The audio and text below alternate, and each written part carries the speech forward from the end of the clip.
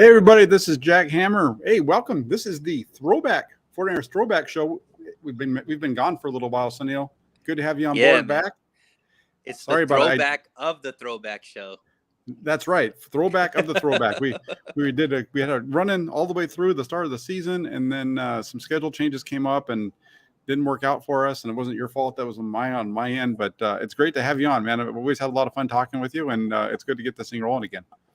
Yeah, man. It's always great to be on the Jack Hammer Show with Jack Hammer. So I appreciate the invite, like always. Hey, I had a couple of different things I wanted to ask you about because it's been a while since we've spoke. 4 years are off to a 3-2 start. Things are feeling pretty good after back-to-back wins for the first time this season. First time also since the playoffs. First time that we've seen the 49ers, have back-to-back wins, right? Mm-hmm. So things are going pretty well. But before we get into how good everything's going, do you have any questions about this team? Things that maybe, I don't know. I know Robbie Gold's the kicker. Maybe maybe some Fool's Gold out there. I like that. I like that. Yeah. So I mean, definitely. Obviously, if your team is above 500 in first place in the division, you got to feel good about that situation. So it's not that I'm not happy with where the team is as far as standing wise and things of that nature. But reality is this team hasn't beaten a team with a winning record yet, right? Mm-hmm. If you go over the actual winning percentage of the teams that the 49ers have played, it's like something in the mid 30%, 30%, like 0.35 or something like that. So, yeah, I mean, to expect that this team is something that we can definitively say is ready to compete against, the better teams in the league. There Mm-hmm. are some question marks for me there, and a couple of them are just have to do with things to me uh, that help you win in close games. Because reality is, Jack, especially nowadays in the playoffs and against these, really good teams, blowouts are few and far between. I know we've seen them in the playoffs and we've seen them in the Super Bowl, but reality is, if you're not able to win close games, the likelihood of you becoming a Super Bowl champ is very small, because the teams, especially the deeper you get into the season, are getting better and better and better. Last year alone, 6 out of the 8 losses that the 49ers had, including in the playoffs, Jack, were by less than one score. So when I look at what it takes for what separates teams that consistently win close games and consistently lose close games, there's a few factors that I'm looking at. One is, do you have an all-world quarterback, right? The fact Mm-hmm. we saw in 2019, 49ers had a 10-point lead going into the fourth quarter. Well, unfortunately, our quarterback was Jimmy Garoppolo. Their quarterback was Patrick Mahomes, an all-world quarterback who could just go out, like pull plays out of his wherever and end up winning, right? So Mm-hmm. we don't have that. Two, um, do you have an all-world defense that could just shut teams down and things like that? We do have that, right? So that's a check mark. I believe we do have a defense that is the best in the league, especially when healthy, has enough depth to be able to still compete even though some of the stars are down. So that's a positive, right? Can the team consistently put up points? Once again, that's a question mark, right? So this team is very cut and dry, Jack. It's like, if you want to see whether or not the 49ers are going to win or whether they're not going to win, there's one stat that I'm looking at. How many points did they put up in the first half? If they put up at least 14 points in the first half this year, they're 3-0. If Mm-hmm. they haven't put up at least 14 points, they're 0-2. And that stat actually goes even further. In the last 2 years, if they've put up at least 14 points in the first half of games, I think there's something like 10-1 right now, Jack. So can this team consistently put up points? That's a question mark for me, because clearly these last 2 games they've been able to, but in previous games they've struggled. And the last thing is, like, the difference makers, and one of those difference makers to me is special teams. Mm-hmm. And we've seen the 49ers struggle on special teams last year, where it caused them to lose games.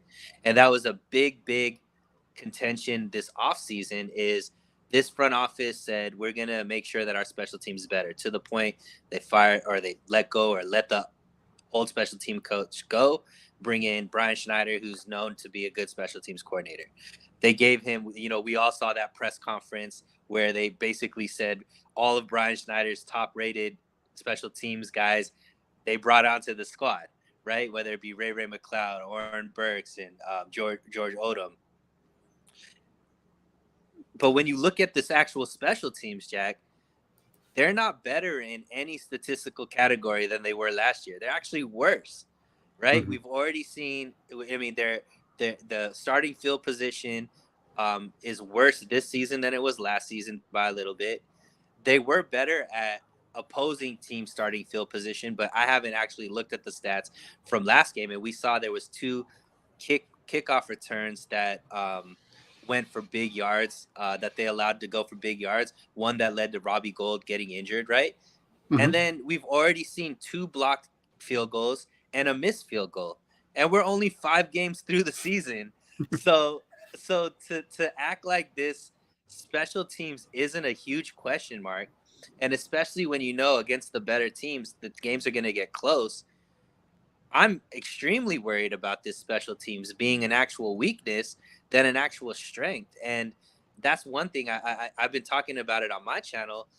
It's just something that's not being talked about as much as I think it is, because the fool's gold we've been in, so the wins that we've had have been blowouts. So these blocked field goals, these missed field goals haven't actually led to us losing games, because we've had our defense bail us out with pick sixes and things like that. But that's not going to be the case, especially with all the injuries that we're seeing on the defensive side of the ball. They're not going to continue to be able to bail out the offense and the special teams week after week after week. So to directly answer your question, yeah, there are a lot of question marks on this team. I do believe that we're playing well more because of the caliber of the team that we're playing versus maybe the caliber of team that we are. And that's not a shot at the defense. I think the defense is going to be great against any team. The offense and the special teams, though, Jack, I still have question marks about.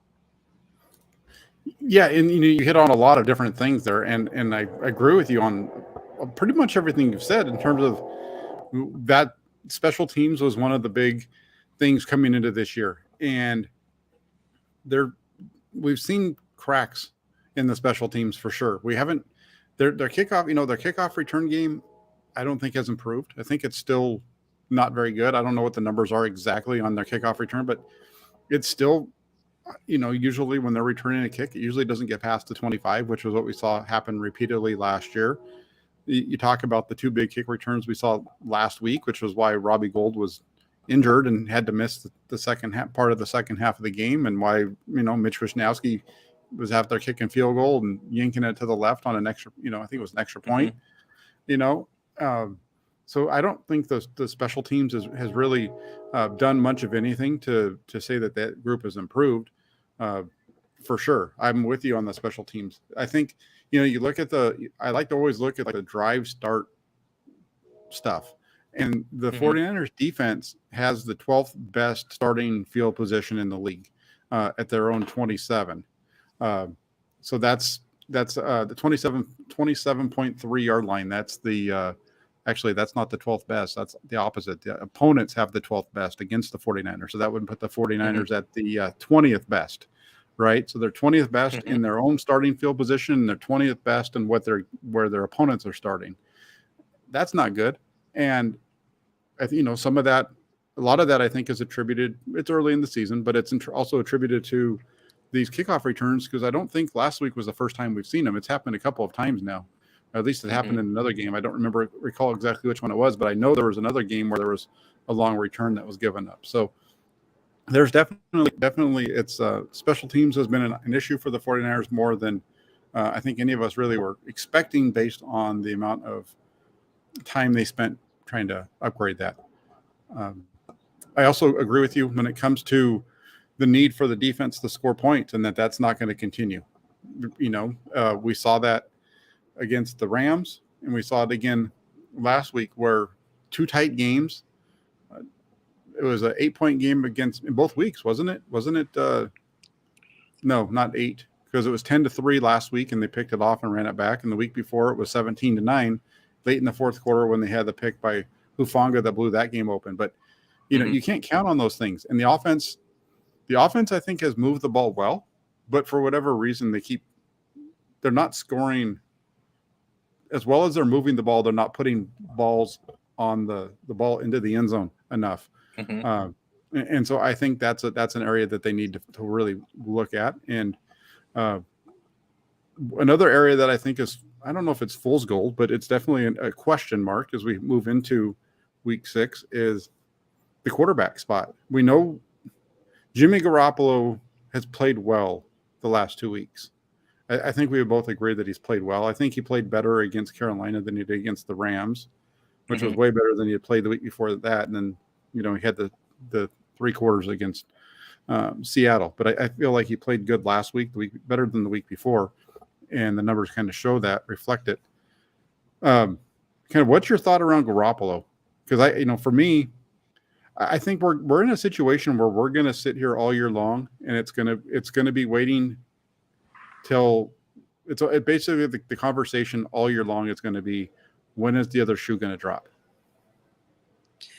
Well, Jack, I'm confused because Twitter tells me that you're a Jimmy sexual. So the fact that you're over here actually criticizing Jimmy Garoppolo, oh my God, this is news to me. Which it really isn't news because I've talked to you a bunch, and I know you're just very even keel about anybody that the 49ers have at quarterback. But yeah, I mean, we've dealt with Jimmy now, 5.5 seasons, right? This is into our, they're 4.5 full seasons, and this is into the 5th season. We know what Jimmy is. There's been moments where people are like, Jimmy is the greatest quarterback ever, right? At least the fan base. Not me. I've never thought that, but he played well. Like he played well against Carolina. Carolina also had the 30th ranked defense. So a lot of quarterbacks are going to have their best game against Carolina. That's kind of what the fact that they're ranked 30th in the league in defense is. They fired not only their head coach, but the defensive coordinator so it's all right. I mean, you're supposed to play well against that team, especially that defense. So yeah, I mean, look, Jimmy, it's a joke, but it's true. There's good Jimmy and there's bad Jimmy. The last 2 weeks we've seen good Jimmy. Well, we haven't seen a stretch of good Jimmy week after week after week. I forget who. I just saw it on Twitter before we jumped on the show where somebody put up. I forget who. I feel bad because I can't quote them, but they said Jimmy has never had more than 2 games in a row where he hasn't thrown an interception. Well, these last 2 games, he hasn't thrown an interception. So history shows that this week he wouldn't be able to do the same, but hopefully he could keep that clean sheet. And one thing you got to give credit to Jimmy for, and I'll be the first to do it, he's avoiding some sacks, and not necessarily through ridiculous mobility, but his ability to get the ball out quick, his ability to throw the ball and know he's going to get hit. He's shown some very good qualities as far as sticking in there, getting the ball out, giving his receivers a chance to catch the ball. You can't ask for more from Jimmy from how he's played the last 2 weeks. All we're asking is for him to do exactly the same. I don't think either of those games, Jack, are Pro Bowl caliber stat plays, or he did anything out of this world that he can't continue to do week after week. He just has to be mentally disciplined and continue to do what he did these last 2 weeks. And if he does, this is a very tough team to beat. So I do want to, give Jimmy credit because there is a little bit of evolution to his game. I think these last 2, at least this last week, was one of the better games that I've ever seen him play, Jack. And that's, as far as just the nuanced things that he did, some of the throws that he made, and just his decision making overall. So, yeah, I hope he could stay the same, but I also watched him as a 49er fan for the past, 5 years, and I wouldn't bet that it's going to continue to be the same way. Let's put it that way. Well, let me ask you a question, and this isn't just about Jimmy Garoppolo. This is an overall quarterback question. I want to kind of a quarterback philosophy question. Do you because I've heard this brought up a lot from our buddy Jesse Naylor, who we both do shows with and talk to all the Yeah. time, where he said it usually takes about 2 to 3 years, before you can truly judge who a quarterback is. Do you buy into that, or like do you buy into that it's 3 years, or do you say it's 2 years? Kind of like, at what point do you truly know what a quarterback is? I think if they're a great quarterback, you can tell right away. I think that that's okay. Well, step it back. I'm not worried about great, but let's just say like because it's like usually a solid quarterback, like a Kirk Cousins. That's whatever. Let's do it this way. What would be with you drafted? You have a young quarterback, or you have a quarterback that hasn't played a lot. Like, at what point? How long do they have to play before you know that they are, like, where you can say this is what he is? Whether he's great, whether he's crappy, whether he's good, middle of the road. Yeah. So I think that question is hard to answer, because I think one thing we need to stipulate is the team is good around him. So let's say that the team is decent, right? So the amount of talent around him is decent. Because if the team is trash around him, I think it's unfair to be able to say you could judge them either way. Because if there's no talent for him to throw, like, for example, Justin Fields, I don't know if I could judge him after any amount of years, because I can't name any wide receiver he's throwing to. I can't name anybody on his offensive line. He's always running for his life. So I think that's tough. But I do agree with Jesse in the sense that, like, 3 years, if a team is doing right by you, you can tell if you have a guy or you don't have a guy. And what I mean by that is you have a guy that you could win with, a guy that you can at least decide, can this be a winning caliber quarterback, or what do I need to do to my team to make sure that this guy could be a winning caliber quarterback? Or is there no amount of talent I could put around this guy to make him a winning caliber quarterback? I think about 3 years is fair, because at that point you got out of the rookie jitters. You kind of seen some success in year 2, and by year 3, they should have the playbook and know the league well enough to be able to execute at that level. Okay, well, let me ask you it this way then too, because I know we always talk about Jimmy Garoppolo as I don't know how many years he's been in the league. 7 now. Yeah. Okay, so I don't know what he's been with the 49ers for 5, and he was with the Patriots for 2, 3, whatever it was. 2 or 3 years, yeah, something. I should probably look at it, since I'm looking at him right now. So he's been in the league since 2014. So he's been in the league for a while. Been in the league for a minute. 8 years. Yeah, he's been in the league for 8 years, but he's only started 50 games. And so I guess I understand, like, here's the thing, and it would be, I would say this with Jimmy Garoppolo. I would say this even maybe, like up in Seattle, for example, with the quarterback up there, Geno Smith, right? Geno Smith, I don't think he started very many games before this year, but he'd been in the league, kind of bounced around, kind of done some different things and whatever. So maybe part of the deal with Garoppolo is it's just taking him a little bit of time. 2 things I think it might be. Who knows? I could be completely off base, and I might be proving this on Sunday, but maybe part of it is it took him a little bit of time to figure it all out. Like, he's been in the league, but it's different when you're actually playing. And you hear him talk about, like today, talking about his relationship with Kyle Shanahan, and it seems like they're in a good space, and they're kind of starting to figure out what each one has seen so they can work together. Maybe that's kind of what's going on, or maybe it's just that he's because he doesn't have the big money, right? Because remember, when he came here, he didn't have the big money, and people were really jazzed up about it until he got the big money. And then once he got the big money, things kind of all the expectations changed. Once you got the money and he became the guy, all the expectations around the team changed. They were expected to be contenders in 18 and everything. And so maybe Garoppolo's the guy who's just kind of starting to hit his stride right now, and he's going to be one of those guys that's like Tommy Maddox. Remember Tommy Maddox back in the old days? The Steelers, Tommy Maddox. Yeah, he was from UCLA. I don't remember who he originally was drafted by, but he stunk when he first was drafted, and then he ended up in Pittsburgh towards the end of his career, and he had a couple of kind of a good finish kind of thing. Maybe that's what's happening with Jimmy Garoppolo. Maybe he's just gotten to a point where now he's not the big money guy, and he's realizing, like, he doesn't have to be the guy, and he just needs to make the smart plays and all those kind of things. Maybe that's what's happening. It could be. I mean, uh, I'm sure there's a different level of pressure on in his own self that he needs to have a good year because he's auditioning for the rest of the league, right? He doesn't have any guaranteed money next year from any team. Like, he doesn't know where he's going. So he obviously has to show to a team that he's worth signing. Mm-hmm. Also, I think, to your point, continuity is something that's important. And he hasn't played. I don't know the last time he's been able to play 2 seasons back to back. Right? He's always had like a injury that's knocked him out for the season. So that could be a thing where he's actually been able to play. With minus one game in one quarter, he's pretty much played.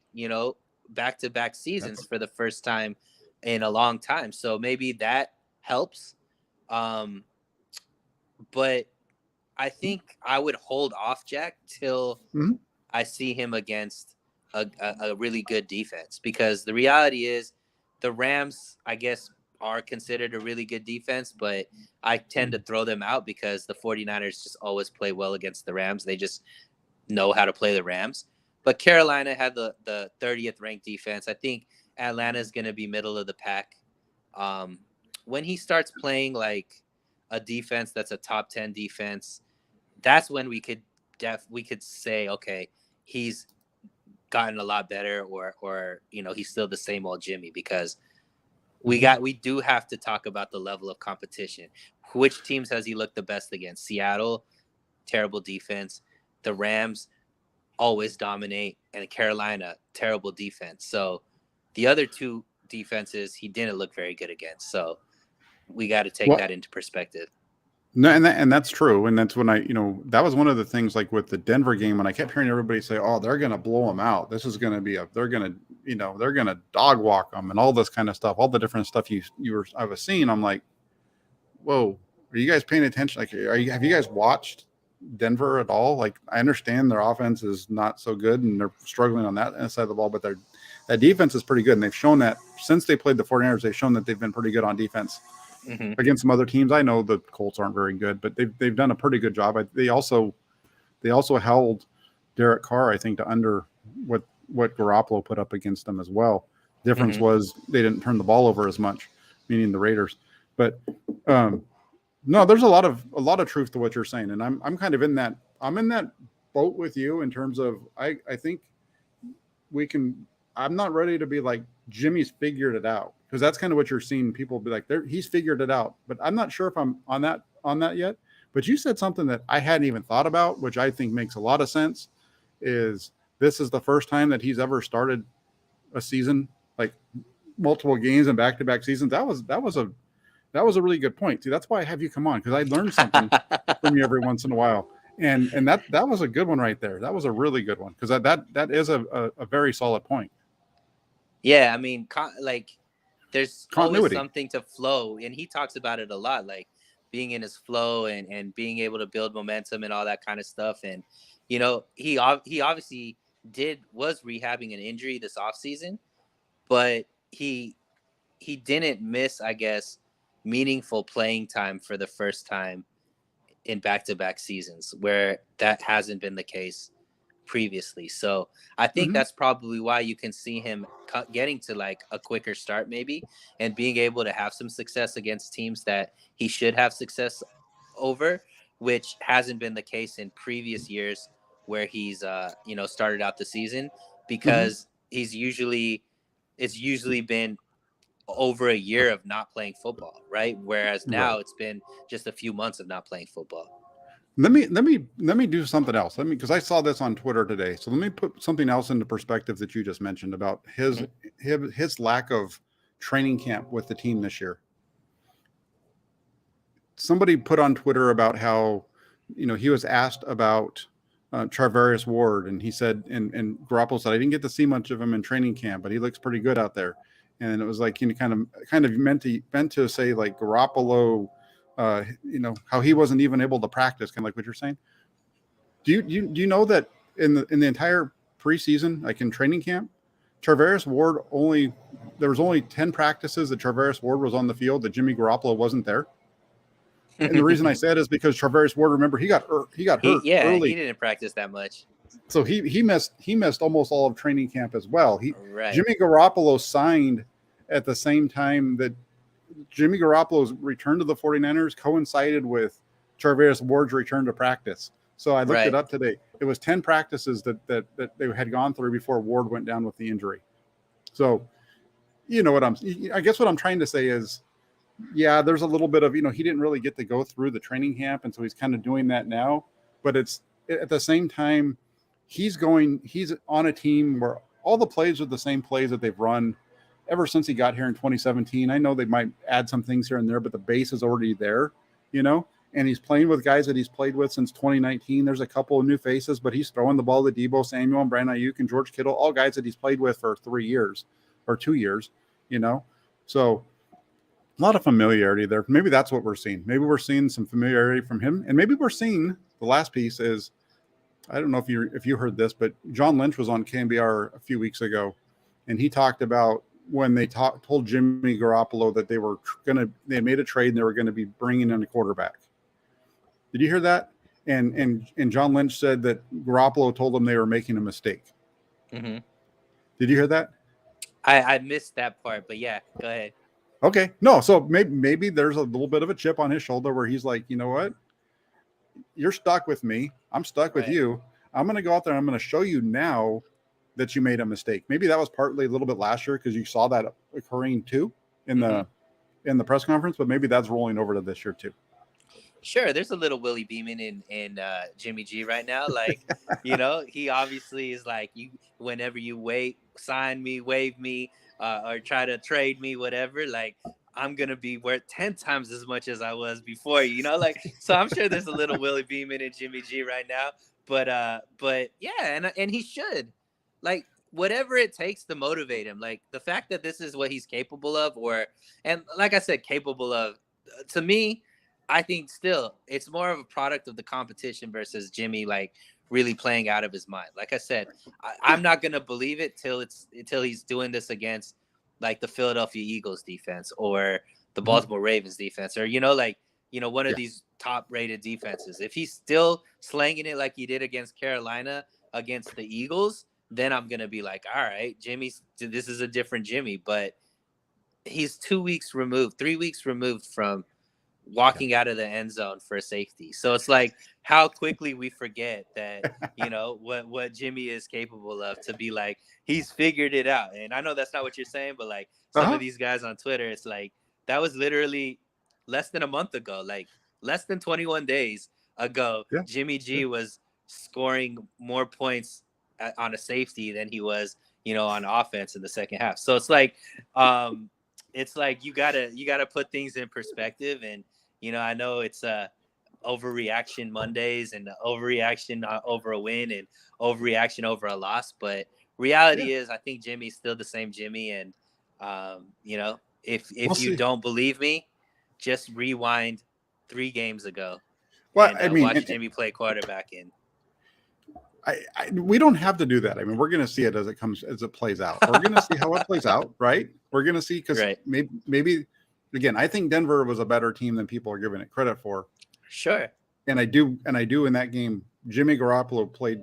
You keep bringing up the safety. For me, it's the miss to Deebo Samuel down the left sideline. I know he makes the catch, but he's tackling him with the throw. It's missing guys just running wide open all over the field. Just awful stuff, right? And so he played like garbage in that game. So I'm kind of with you. I think the thing is, we're gonna hear this, like the Jimmy Garoppolo doubt is gonna be here all year long. And even if the 49ers don't lose another game and they finish this regular season off 15-2 to go into the playoffs and they have home field advantage, you're still going to have the same people that doubt them now, like you and me to an extent, but I'm a little bit more positive on them than you, because that's always the way we've been. But I just think that you're going to have that doubt there. I'm sorry, I'm putting words in your mouth, but we're going to have that doubt there until they win the Super Bowl. Because unless they win the Super Bowl, nobody gives a rat's patootie because they're going to say, well, they would have won the Super Bowl if Trey Lance hadn't gotten hurt.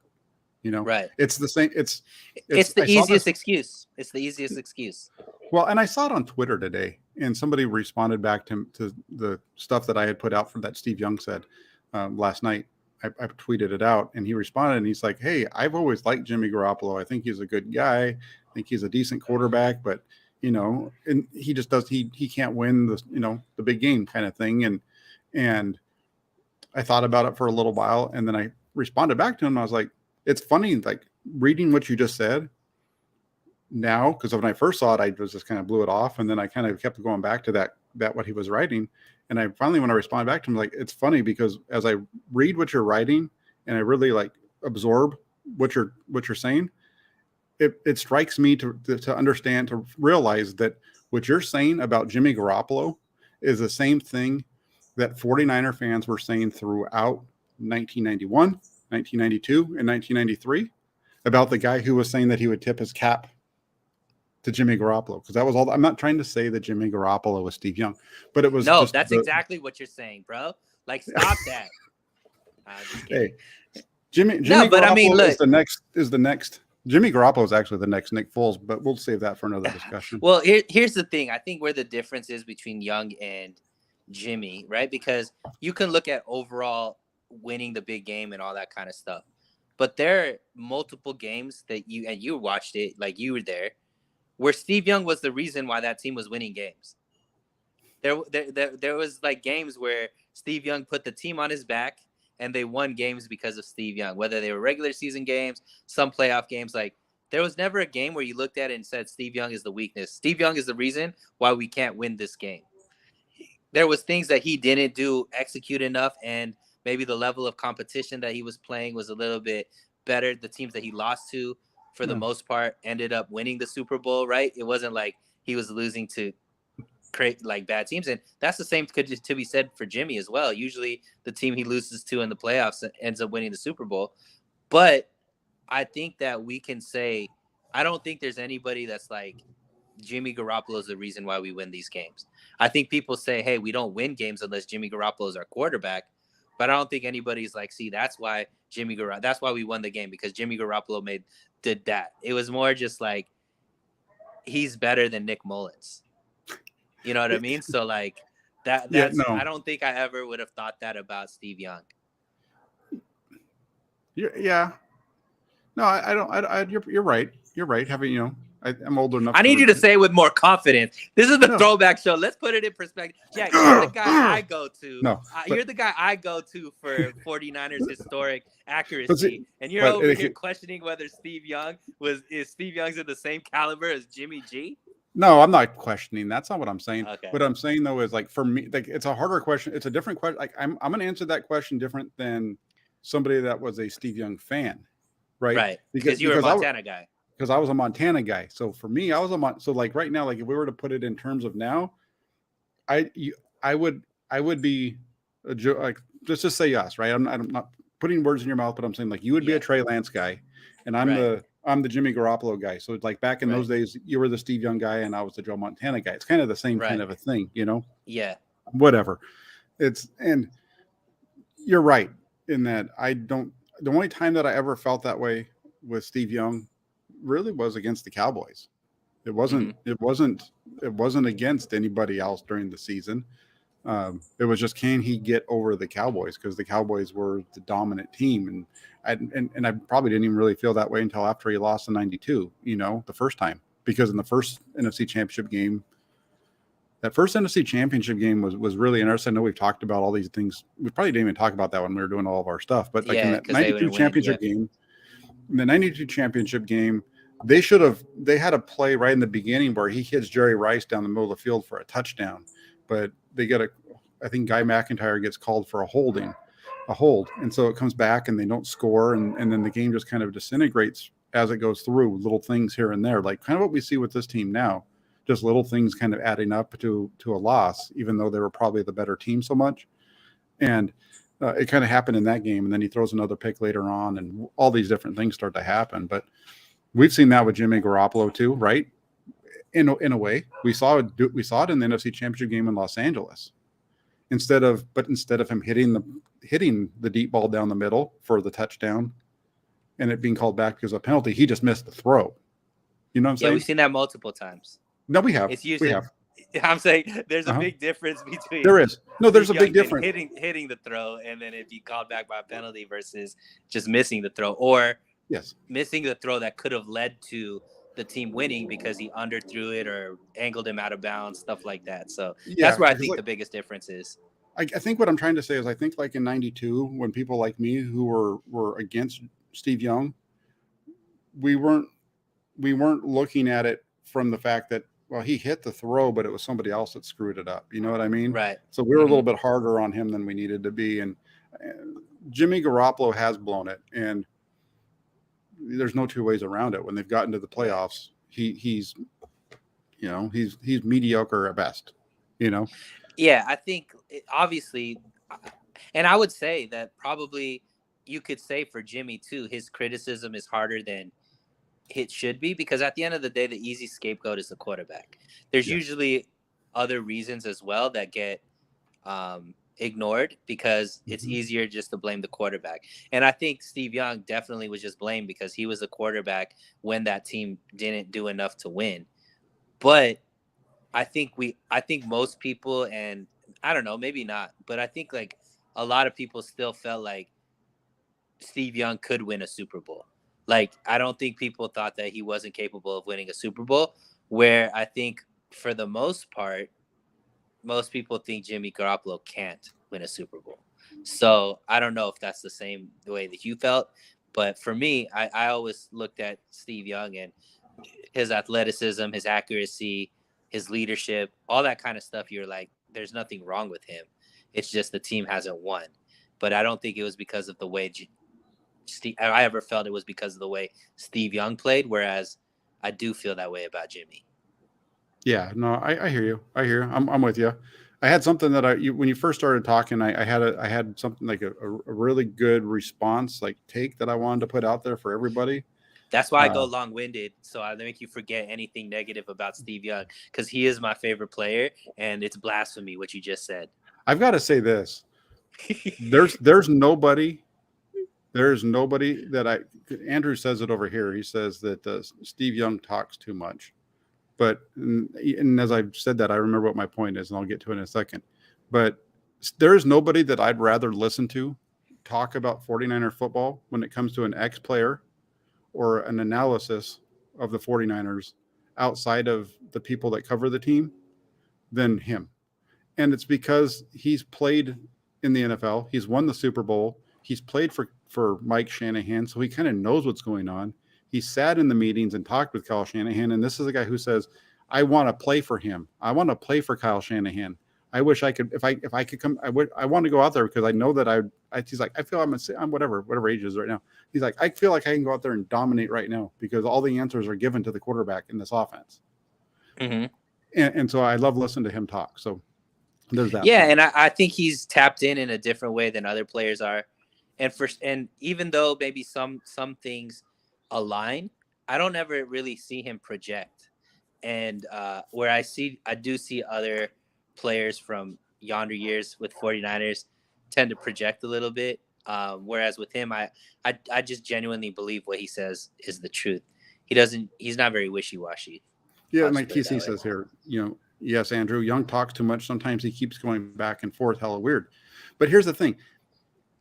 And this is why it's interesting to listen to him, because he's not stuck in, I'm going to crap on Jimmy Garoppolo all the time, because he's said that, Jimmy needs to fix these things. Mm-hmm. He is like, his takes are fluid. He reports based off of what he sees and what he feels. So that's why his takes change, TC, is because the performance on the field changes. And that's one of the things for me, like when we have these arguments or back and forth and I'm not even arguing right now, but just like when we have discussions on Jimmy Garoppolo, is his performance isn't always in the crapper. So when he has a good game like he did against Carolina, I don't have a problem with talking like it was a good game. When he has a game like the week before against the Rams, I don't know if you followed, paid attention to everything that I was saying, but I wasn't overly like, look how good he played, because, after all, Deebo Samuel's average depth of target was 2 yards or a yard. Right. And I think for Ayuk it was 1, or it was 2 and 1 for those two guys. So whatever. But here's what I wanted to say. I've been thinking about this quite a bit, and it's something that it's a phenomenon that we're seeing with 49ers Twitter in particular at this moment, is that you have people who are getting themselves tied up in a pretzel because Jimmy Garoppolo is getting too much credit for wins, right? There are people who are extremely frustrated anytime you give credit to Jimmy Garoppolo for a win or say that he's a winning quarterback or any kind of things. And I'm just going to say this. I played quarterback a long time ago in high school, a little bit after. And when I first started, I was playing Pop Warner level, and I said that I wanted to play. And my dad said to me, "You sure you want to play quarterback?" I said, "Yeah." He said, "Okay." He said, "Know this. You're going to get way too much credit when you win, and you're going to get way too much blame when you lose. If you can balance those things out, you'll be okay." And that's the way that I see the 49er situation, is that people the people that are frustrated need to just chill. Just chill. Because if somebody wants to be really excited about it, let them be excited about it. If they want to be really mad about it, let them be really mad about it. Just kind of try to be in this range. Like, be a little happy, but don't be like, I say don't chill.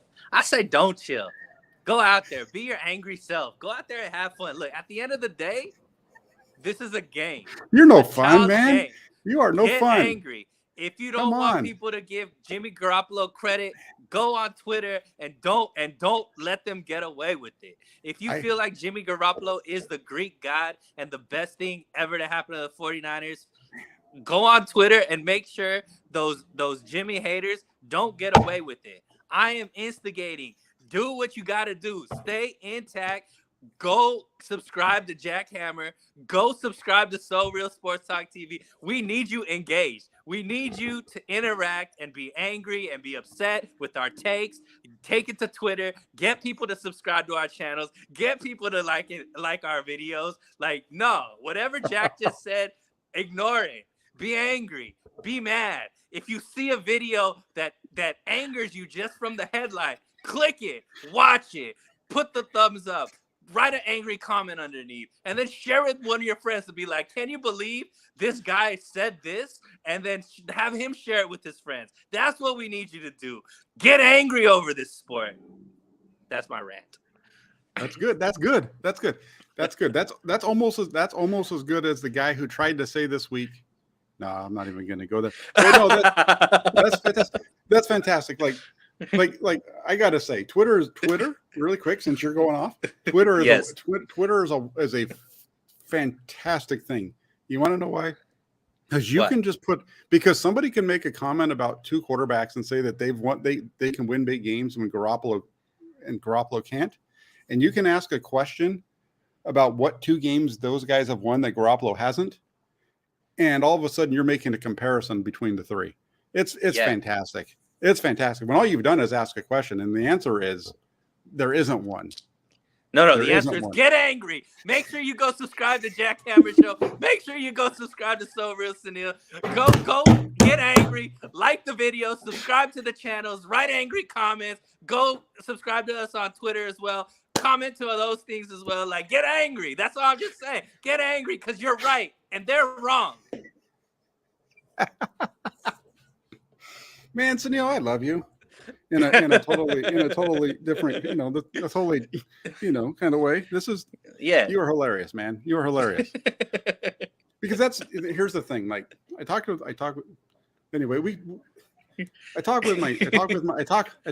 just had the conversation with you before I came on about, my wonderful woman that I'm with and how great she is and all those kind of things. And, I had that conversation with her. I'm like, man, I don't want to be Skip Bayless. I don't want to be that guy, right? Because but at the same time, maybe I do need to start being a little bit more like Skip. What do you think? Like maybe I should start wearing my 49er shirt. Just black shirt, chain, You need to be extra hip hop. Sit down. And then also, sit down. You got to get that deep breath before you make any take. And like I think you should. And you know what? You're a little more Skip Bayless-y than you want to admit on Twitter, because I know you put those things out knowing the type of reaction you're gonna get. And that is exactly what Skip Bayless does on Twitter as well. So, Jack, don't try to sit here and be innocent. I know you too well, my friend. I know you're over here like, I don't understand. I was just putting up stats and all this. No, there are some. I think the things that I put up that people get the most pissed off about are like the things that are just like, these are the numbers.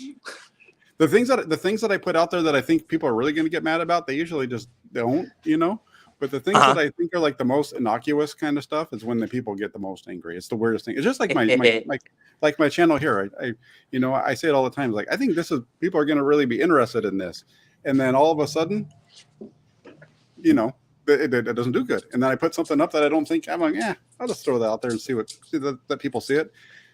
Like for example, Brock Purdy. Do you know how interested people are in Brock Purdy? It's wild. Everybody wants to know about Danny Gray. Everybody's favorite player is the backup quarterback. It's fantastic. I'm gonna make sure that I touch base with every 49ers rookie and every undrafted free agent that's on this team that's a rookie and talk to them, because those are the guys that everybody wants to hear about. They don't care about Jimmy Garoppolo. Obviously, Jimmy Garoppolo. They don't even care about Trey. They don't even care a lot about Trey Lance as much as they care about some of these other guys. So. I'm telling you, we didn't even get into the preview of the show. We had a great preview set up. We didn't even get into it because you kept talking about Jimmy Garoppolo. What is it with you and Jimmy Garoppolo, Suneil? I love him. He's so handsome. It's perfect, because that's going to go. I'm cutting that up, and that is going to be going on YouTube and Twitter and everywhere else for everybody to see. From now on, everybody's going to know So Real Suneil is the Jimmy Garoppolo stan of all time. Absolutely. Give me that jawline. Yeah. No, it's a lot of fun. It's for me, the discussion is just an interesting one. Whether you like him or you hate him, I think it's part of this thing for me too is I enjoy the interactions, and I also enjoy kind of looking at like the social way, like the people, just the way people respond to things is kind of interesting to me. And so that a lot of that comes up with Jimmy Garoppolo in these talks. And, we weren't even expecting to talk about, but look at this. We had Fool's Gold underneath Jimmy Garoppolo, a discussion about Jimmy Garoppolo for the last 45 minutes. Absolutely. It was 45 minutes well worth it. It was 45 minutes of pure gold, not fool's gold. Ooh, we should just drop the bomb on that one. That's a great ending. Hey, it was fun talking to you, Suneil. It's been a long time since we've done this, and I know you're really busy in your non-49er YouTube life. Yeah, but we need to get this going again, because it's a lot of fun to talk to you. I always enjoy it, and I think the people really enjoyed watching us talk when we were doing it on a regular basis. I appreciate it, and I haven't.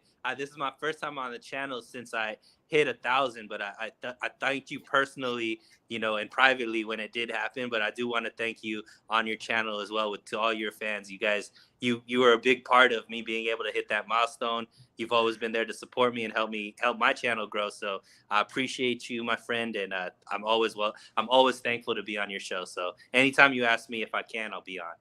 Hey, you know what? We've always had a good relationship. So we've argued at times and gotten after each other and stuff, but at the same time, we've always had mutual respect for each other, I think. So yeah. I'm with you on it. And anytime, like I said, I reached out to you not to do a show on my channel tonight, but actually to do a show on your channel, and you were gracious enough to say let's do it on yours.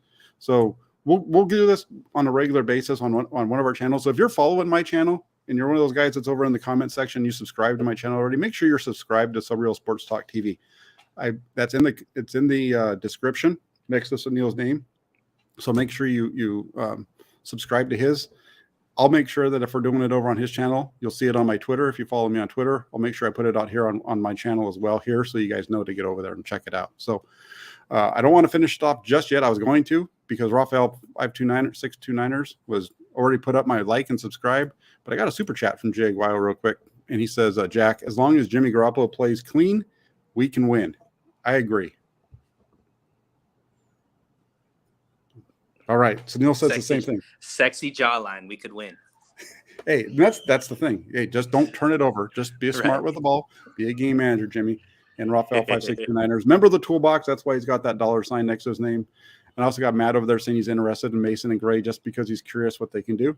Perfect, Matt. I'll make sure that I do as much as I can to get information on them for you for the channel, and maybe I can even ask him some questions in the locker room for you. So, Suneil, thanks a lot. Hit that like button, hit the subscribe button, get over to Suneil's channel, do the same thing. Have a great night, everybody. Enjoy the second half of the Thursday night game. I hear it's a great one. I'll talk to y'all soon.